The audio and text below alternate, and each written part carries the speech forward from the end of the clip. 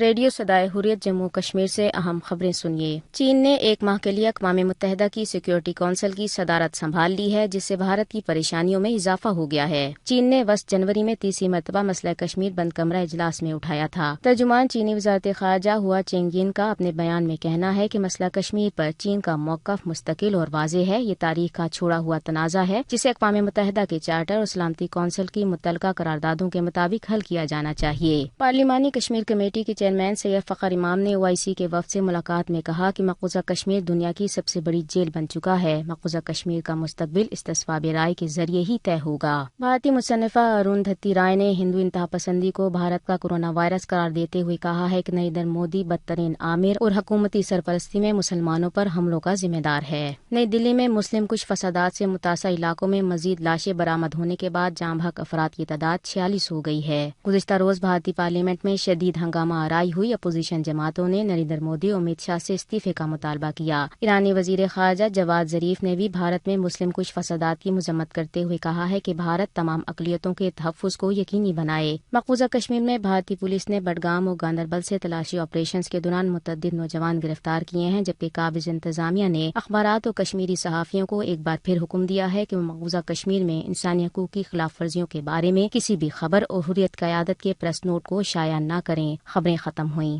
مقبوضہ ریاست جموں کشمیر اور پورے بھارت میں مودی سرکار کی انسانیت دشمن اور مسلم کش پالیسیاں نہایت ڈھٹائی سے جاری ہیں۔ دنیا بھر میں بھارتی پالیسیوں پر ہونے والے احجاج کے باوجود مودی سرکار کے کانوں پر جوں تک نہیں رینگ رہی۔ بھارت میں موجود تمام اقلیتیں خود کو غیر محفوظ تصور کرتی ہیں۔ گزشتہ ہفتے دہلی میں کئی مسلمان بے دردی سے شہید کیے گئے۔ مسلمان خواتین بھارتی انتہا پسند جماعت بھارتیہ جنتا پارٹی اور دہلی پولیس اور امت شاہ کے بارے میں کہتی ہیں۔ دلی پولیس کا پتلا ہم نے اس لیے جلایا کہ دلی پولیس جو کر رہی ہے، جو وہ وردی پہن کر گنڈا گردی کر رہی ہے، وہاں پر قتل عام کروا رہی ہے۔ RSS کے بندوں کے ساتھ وہ مل کر قتل عام ہو رہا ہے وہاں پر۔ یہ ہم امت شاہ کو میسج دینا چاہتے ہیں کہ امت شاہ سے، گرہ منتری ہیں امت شاہ، اگر ان سے یہ راج گدی نہیں سنبھل رہی ہے تو وہ اپنا استعفیٰ دے دیں اور وہ کسی اور جگہ جا کر بیٹھ جائیں۔ ہمارے ہندوستان کے اندر یہ سب نہ کریں تو اچھا ہوگا۔ پولیس کا کام پتھر چلانے کا نہیں ہے، پولیس کا کام تو ہماری مدد کرنے کا ہے، ہمارے ساتھ چلنے کا ہے۔ اور پولیس خود منہ نقاب پہن کر، وردی پہن کر، ان RSS والوں کے بندوں کے ساتھ مل کر قتل عام کر رہی ہے، ڈنڈا چلا رہی ہے، پتھروں میں سپورٹ کر رہی ہے، ان کو پتھر اکٹھے کر کر دے رہی ہے۔ ہمارا کوئی مسلم بولتا ہے تو وہ ان کو پرچہ درج کرا کر جیل کے اندر ڈلوا دیتے ہیں، اور گرہ منتری کو یہ شرم نہیں آ رہی، یہ ان